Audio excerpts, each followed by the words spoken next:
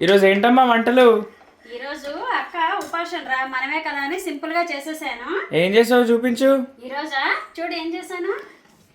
కమ్మని పాలకూర పప్పు నేతిపప్పు పెట్టి చింతపండు పులుసు వేయకుండా కాస్త నిమ్మకాయ వేసి చేశాను ఈరోజు.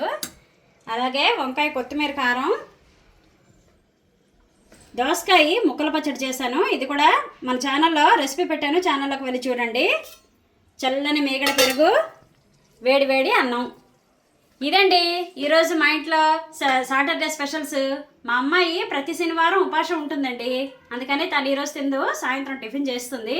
సాయంత్రం తన కోసం నేను ఉప్మా అయినా చేస్తాను, లేదంటే నేను చెప్పాను కదా మినుగులు బియ్యం దెబ్బరొట్టి అని, అది నేను చేసినప్పుడు ఖచ్చితంగా నేను చూపిస్తాను.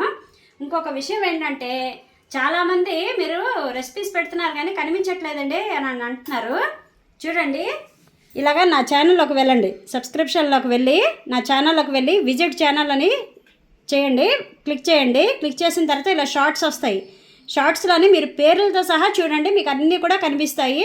మీకు ప్రతిదీ కూడా రెసిపీస్ వస్తాయి. అలాగే వీడియోస్, లాంగ్ వీడియోస్ చూసారు కదా, ఇలా లాంగ్ వీడియోస్ కూడా వస్తాయి. ప్రతిదీ కూడా మీరు చూడొచ్చు. నేను అన్నీ కూడా పెడుతున్నాను. మీరు ఛానల్లోకి వెళ్ళి షార్ట్స్, లాంగ్ వీడియోస్ కూడా రెండు కూడా చూడండి, మీకు అన్నీ కూడా కనిపిస్తాయి.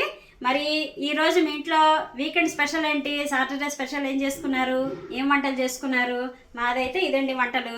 మరి ఈ వంటలు కనుక మీకు నచ్చినట్లయితే నా ఛానల్కి లైక్ చేయండి, షేర్ చేయండి, సబ్స్క్రైబ్ చేసుకోండి. ప్లీజ్ సపోర్ట్ చేయండి.